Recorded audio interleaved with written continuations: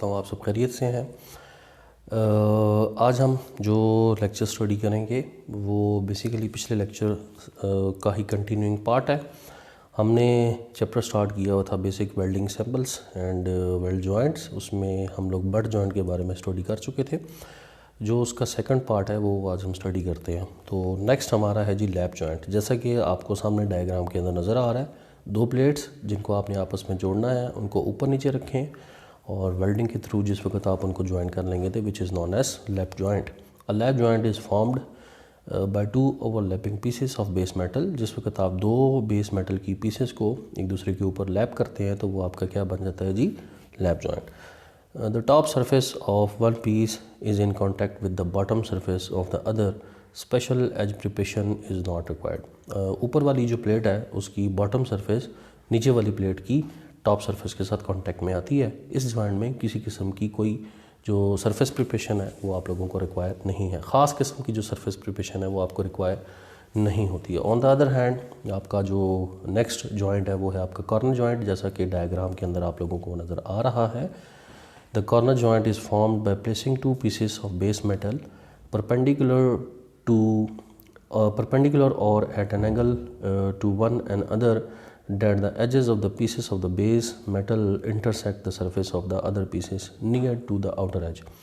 अगर आप दो प्लेटों को इस तरह से जोड़ें कि दोनों प्लेट्स के एजेस एक दूसरे के साथ कांटेक्ट में आएँ और एक दूसरे के साथ या तो वो 90 डिग्री या फिर कोई एक ऐसा एंगल बनाए कि उनके जो एजेस हैं वो एक दूसरे के साथ मस हो रहे हो, एक दूसरे के साथ जोड़ रहे हो। जैसा कि आपको डायग्राम के अंदर नज़र आ रहा है, ये जो डायग्राम है ये आप लोगों को कॉर्नर जॉइंट बता रही है। Least one edge of two pieces are exposed. कम से कम दोनों प्लेट्स में से किसी एक प्लेट का जो एज है वो एक्सपोज होना चाहिए ताकि आप उसके ऊपर वेल्डिंग परफॉर्म कर सकें। ये कुछ आपके जो डिटेल्स में जो ग्रूव्स हैं वो हम इस्तेमाल करते हैं। मतलब फिलेट वेल्ड भी लगाया जा सकता है, इसमें स्क्वायर ग्रूव भी बनाई जा सकती है।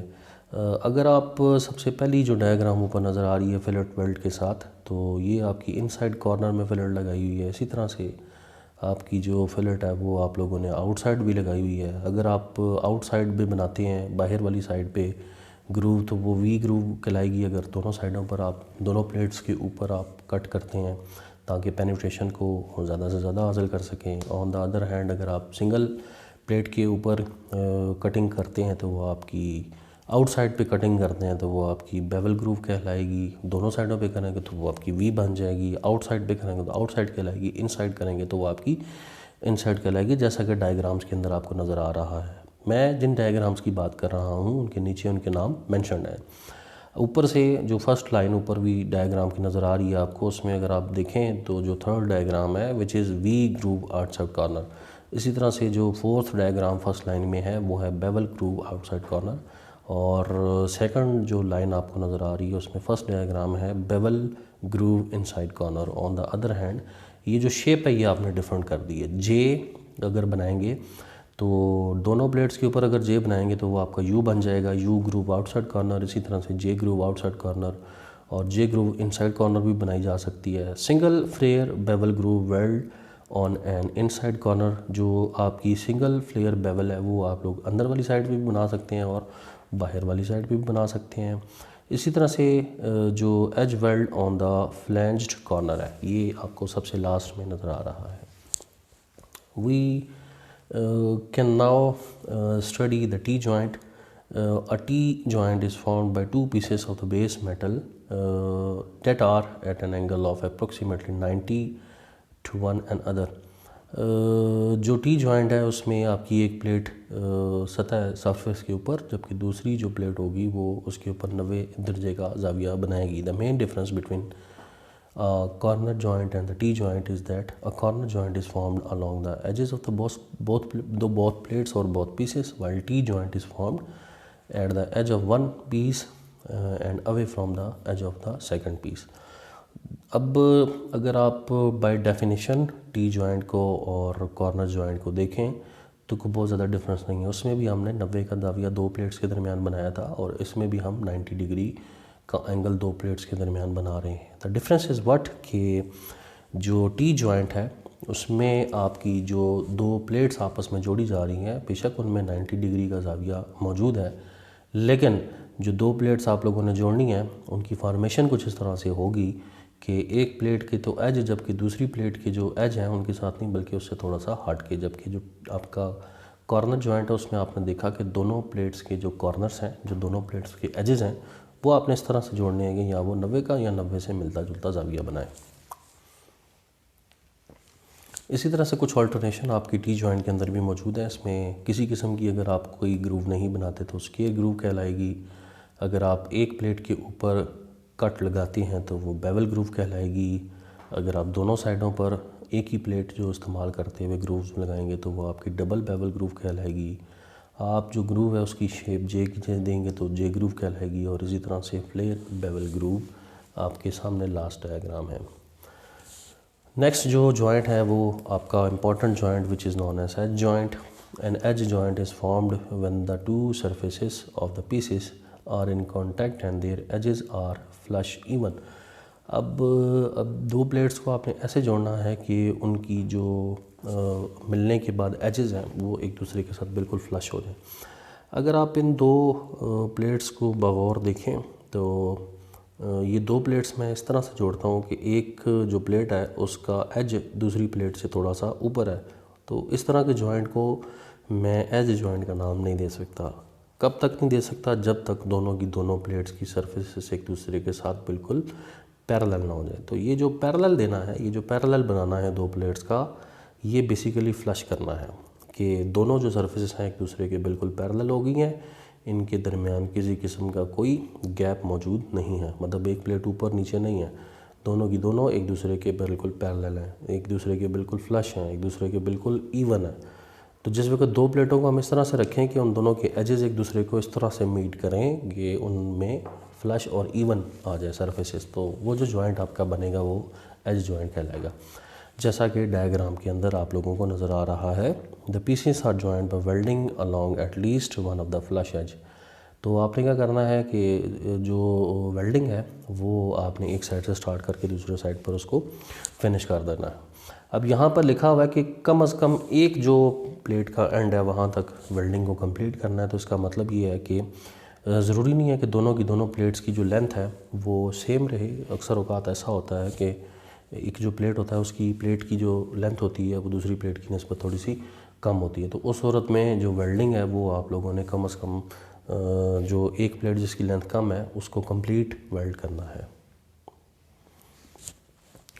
ये कुछ ऑल्टरनेशंस हैं या वेरिएशंस हैं जो कि एज जॉइंट के अंदर दिखाई जा रही हैं। इसमें आपके स्क्वायर ग्रूव है, बेवल ग्रूव है, वी ग्रूव है, इसी तरह से जे ग्रूव, यू ग्रूव और इसी तरह से एज फ्लैंज वेल्ड। अब हम बात करेंगे टाइप ऑफ वेल्ड की। ग्रूव वेल्ड है, इसमें फिलेट वेल्ड है और इसमें प्लग वेल्ड है। A groove weld is made in the space cut to the joint between two pieces being joint. जो डायग्राम है इसकी हम अगली स्लाइड के ऊपर देखेंगे।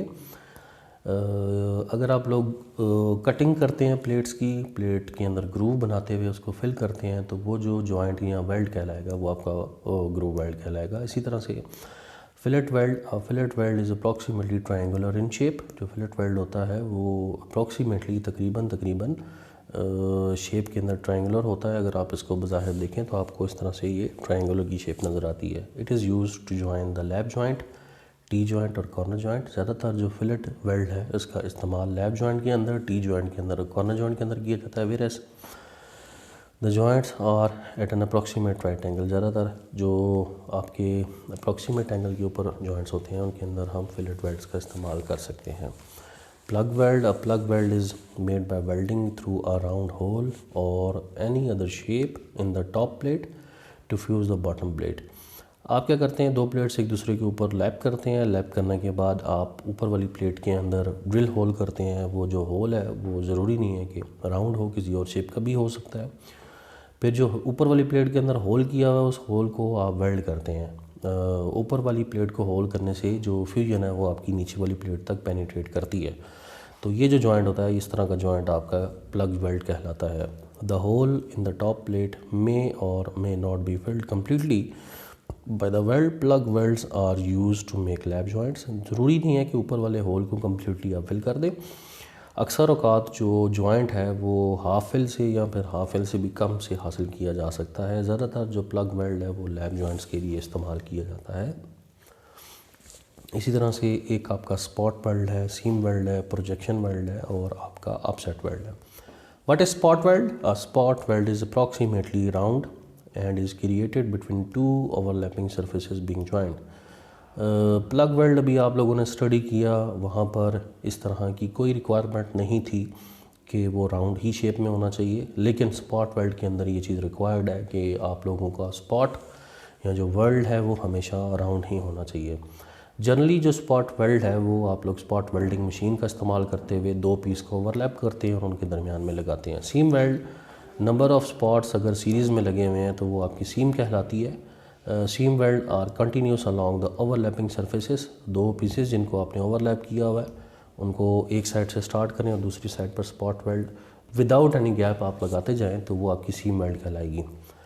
दे can be made by producing a series of overlapping spot weld or by one continuous resistance weld. अब जो स्पॉट वेल्डिंग मशीन है उसी के ज़रिए आप लोग गैप को ख़त्म किए हुए, गैप को बिल्कुल ज़ीरो किए हुए जिस वक्त आप लोग वेल्ड लगाते हैं तो वो आपका सीम वेल्ड बन जाता है, या फिर आप लोग कंटिन्यूस रेजिस्टेंस वेल्डिंग का इस्तेमाल करते हुए भी सीम वेल्डिंग लगा सकते हैं। Similarly the next type of weld is projection weld. Projection welding is a modification of spot welding. जो प्रोजेक्शन वेल्डिंग है ये स्पॉट वेल्डिंग के अंदर मॉडिफिकेशन है। In this species the weld is localized by the mean of raised section और projections on one or both of the workpiece to be joined. Heat is concentrated in the projection which permit the welding or of heavier section to the closer spaces of the welds. Projection welding के अंदर हम लोग basically जो दो pieces होते हैं उनमें से किसी एक पीस के अंदर प्रोजेक्शंस बनाते हैं कि उसका थोड़ा सा हिस्सा ऊपर की तरफ उभरा हुआ होता है। वो जो उभरा हुआ पीसेस होते हैं जिस वक्त वो दूसरी प्लेट के साथ कांटेक्ट में आते हैं तो वहाँ पर रेजिस्टेंस क्रिएट होती है। रेजिस्टेंस की वजह से जो उभरा हुआ हिस्सा है वो वेल्ड हो जाता है। नेक्स्ट है आपका अपसेट वेल्ड। अपसेट वेल्ड जिसे shortly UW resistance butt weld is a welding technique that produces coldness simultaneously over the entire area of abutting surfaces or progressively along the joint by the heat obtained from the resistance of the electric current through the area where those surfaces are in contact. Upset weld जो है वो basically resistance butt weld की ही एक type है, technique है that produces coldness simultaneously area abutting। जब जिस वक्त आप दो प्लेट्स को बट करते हैं तो उस वक्त आप अपसेट वेल्डिंग लगा सकते हैं। अभी कोशिश करते हैं कि हम इनको डायग्राम से देखें। ये आपके सामने सबसे पहले जो डायग्राम है विच इज़ ग्रूव वेल्ड, इसी तरह से फिलेट वेल्ड है, plug weld, slot weld, spot seam weld है, और बाकी जो एलिमेंट्री वेल्ड सिंबल्स हैं ये हम इंशाल्लाह नेक्स्ट लेक्चर में स्टडी करेंगे।